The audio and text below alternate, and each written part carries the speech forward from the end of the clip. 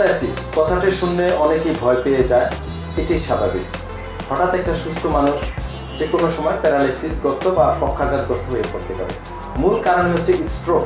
সারা বিশ্বে এই রোগীর সংখ্যাই সবচেয়ে বেশি।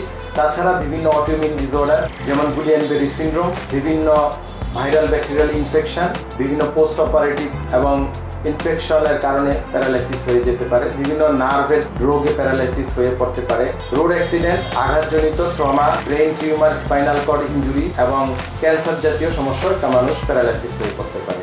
প্যারালাইসিস যে কারণে হোক না কেন, কারণ ভেদে রোগের চিকিৎসা দিতে হয়। এই ক্ষেত্রে ওষুধ এবং সার্জারির সাথে মূল চিকিৎসাটা হচ্ছে অ্যাডভান্স রিহ্যাব ফিজিও চিকিৎসা।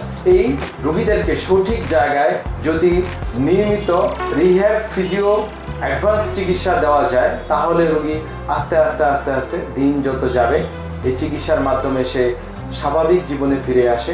অনেক ক্ষেত্রে অনেক রোগী সম্পূর্ণ সুস্থ হয়ে যায়, আবার নিজের কাজে ফিরে যেতে পারে। তার জন্য দরকার সঠিক জায়গায় সঠিক সময়ে রোগীর রিহ্যাব ফিজিও চিকিৎসা দেওয়া এবং রোগীকে নিয়মিত ফলো আপ করা। পাশাপাশি রোগীর অন্যান্য রোগ যেমন ডায়াবেটিস, উচ্চ রক্তচাপ, হার্টের রোগ, কিডনির রোগ, এই সকল রোগ নিয়ন্ত্রণে রাখতে হবে।